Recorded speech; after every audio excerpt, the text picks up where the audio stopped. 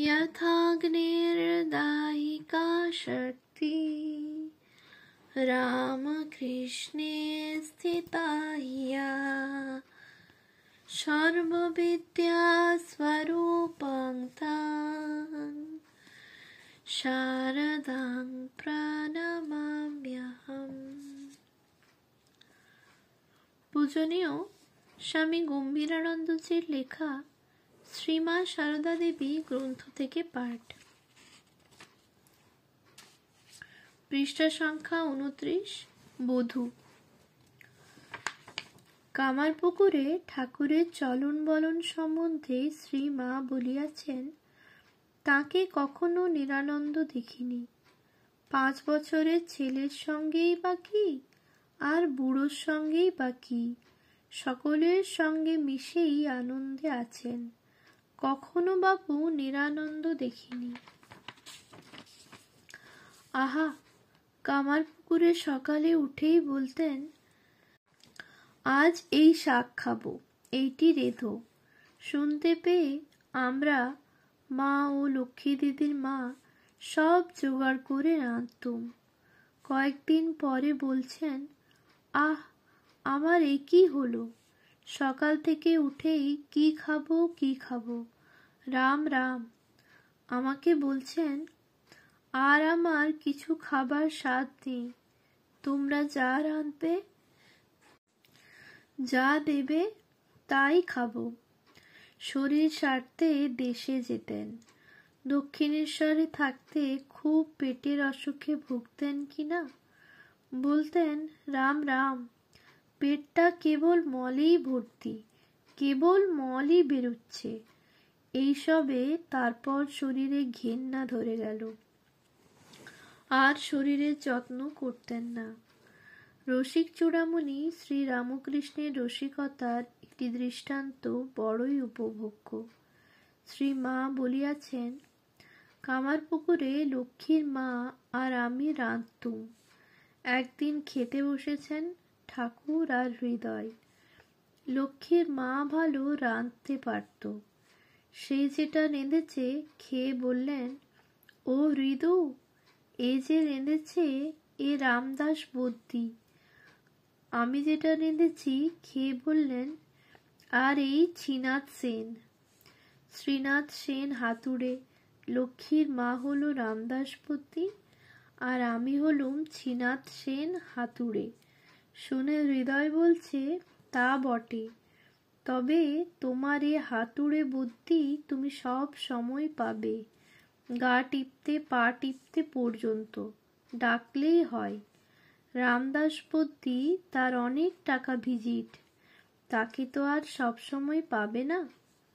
আর লোকে আগে হাতুড়েকে ডাকে, সে তোমার সব সময় বান্ধব। ঠাকুর বললেন, তা বটে তা বটে, এ সব সময় আছে। ফোড়নের ওপর শ্রী শ্রী ঠাকুরের একটা বালক সুলভ প্রীতি ছিল। একদিন ভ্রাতুষ্পুত্রী লক্ষ্মীকে ডাকিয়া বলিলেন, লক্ষ্মী, 4 পয়সার 5 ফোড়ন কিনে নিয়ে আয় তো।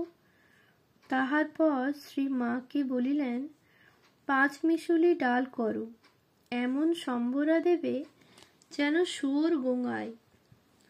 আর একদিন তিনি শুনিতে পাইলেন, ভ্রাতৃজায়া রামলাল জননী শ্রী মাকে বলিতেছেন যে ঘরে 5 ফোড়ন নাই, সুতরাং ফোড়ন ছাড়াই রাঁধিতে হইবে।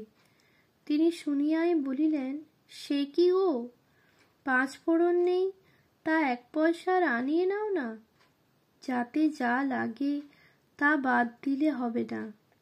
তোমাদের এই ফোড়নের গন্ধের বেন্নুন খেতে দক্ষিণেশ্বরের মাছের মুড়ো পায়েসের বাটি ফেলে এলুম, আর তাই তোমরা বাদ দিতে চাও। রামলাল জননী লজ্জা পাইয়া তখনই ফোড়নের ব্যবস্থা করিলেন। 1274 সালে দীর্ঘ সাধনার পরে হৃদয় ও ভৈরবী ব্রাহ্মণীর সহিত শ্রী রামকৃষ্ণ কামারপুকুরে আসিয়া শ্রী মাকে তথায় আনাইলেন। তিনি পূর্বেই আনুষ্ঠানিকভাবে সন্ন্যাস গ্রহণ করিলেও সন্ন্যাসের গুরু তোতাপুরীর নিকট শুনিয়াছিলেন, স্ত্রী নিকটে থাকিলেও যাহার ত্যাগ, বৈরাগ্য, বিবেক, বিজ্ঞান সর্বতোভাবে অক্ষুণ্ণ থাকে, সেই ব্যক্তি ব্রহ্মে যথার্থ প্রতিষ্ঠিত হইয়াছে। স্ত্রী ও পুরুষ উভয়কেই তিনি সমভাবে আত্মা বলিয়া সর্বক্ষণ দৃষ্টি ও তদ অনুরূপ ব্যবহার করিতে পারেন। তাহারই যথার্থ ব্রহ্মবিজ্ঞান লাভ হইয়াছে। স্ত্রী বা পুরুষ উভয়কেই যিনি সমভাবে আত্মা বলিয়া সর্বক্ষণ দৃষ্টি ও তদ অনুরূপ ব্যবহার করিতে পারেন, তাহারই যথার্থ ব্রহ্মবিজ্ঞান লাভ হইয়াছে। স্ত্রী পুরুষে ভেদ সম্পন্ন অপর সকল সাধক হইলেও ব্রহ্মবিজ্ঞান হইতে বহু দূরে রহিয়াছে। লীলা প্রসঙ্গ, সাধক ভাব, 311 পৃষ্ঠা। তত্ত্বদর্শী তোতাপুরী ইহাও বলিয়াছিলেন যে, শ্রীরামকৃষ্ণের ন্যায় নির্বিকল্প সমাধিমান পুরুষ যদি নির্বিকার চিত্তে সহধর্মিণীর প্রতি স্বীয় কর্তব্য পালন করেন, তবে তাহাতে ধর্মহানি হয় না। সুতরাং আমরা সহজেই বুঝিতে পারি যে, সরল সত্যনিষ্ঠ ও ধর্মসাধনায় অনুপম সাহসযুক্ত ঠাকুর শ্রীমাকে সাদরে গ্রহণ করিয়াছিলেন। ইহাতে তাহার বিন্দুমাত্র ক্ষতি হয় নাই, কিন্তু ভৈরবী ব্রাহ্মণীর উপর ইহার ফল অন্যরূপ হইল।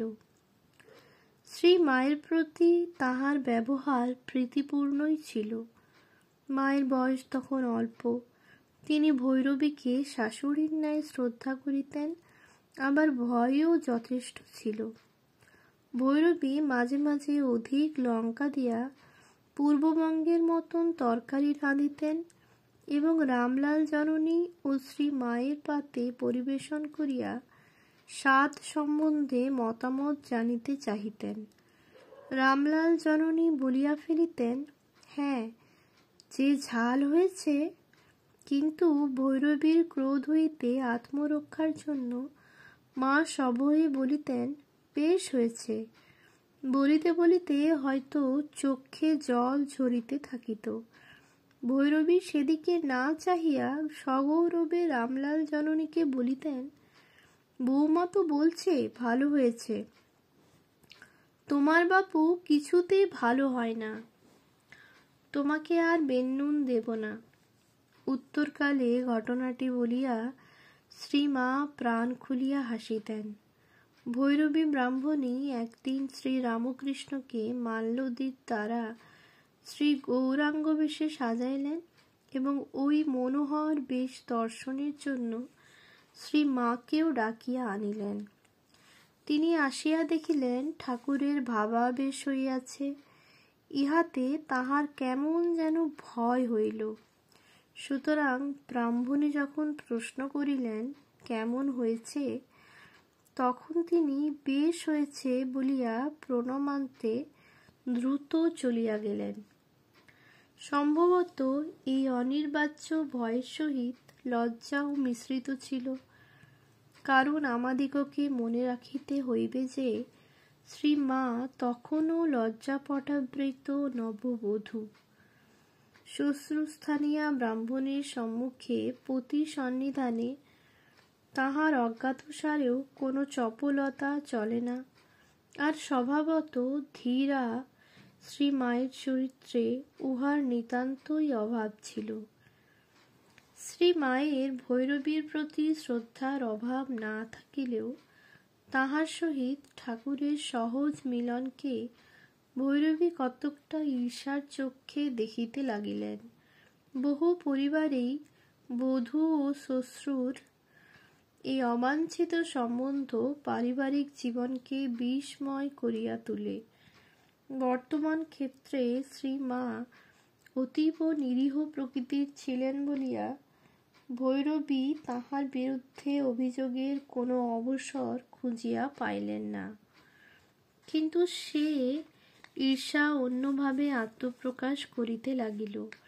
তিনি শ্রী রামকৃষ্ণের ভবিষ্যৎ সম্বন্ধে সন্দেহ প্রকাশপূর্বক তাহাকে সাবধান করিয়া দিতে লাগিলেন। সহধর্মিণীর সহিত অবাধ মিশ্রণের ফলে তিনি সাধক জীবনে পতন বরণ করিতেছেন মাত্র।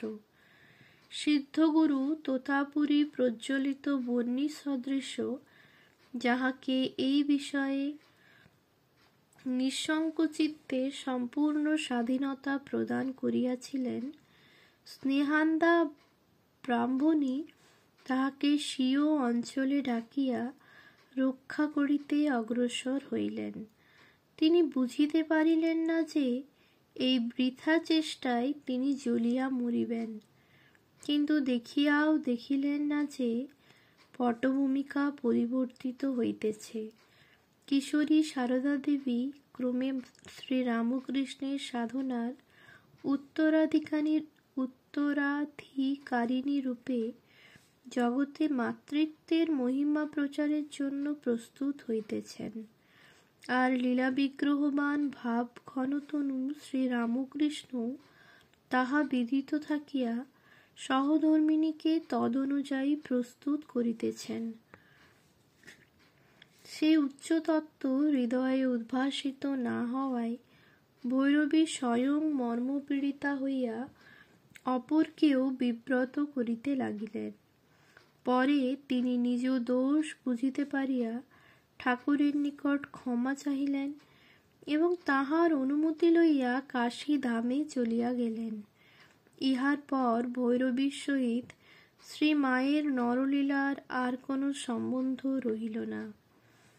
ভৈরবীর বিদায়ের পর শ্রীরামকৃষ্ণ দক্ষিণেশ্বরে ফিরিলেন এবং শ্রী মাও 7 মাস যাবৎ শ্রীরামকৃষ্ণের পূত সান্নিধ্যে অনুপম আনন্দ লাভ করিয়া অগ্রহায়ণ মাসে জয়রামবাটিতে চলিয়া আসিলেন।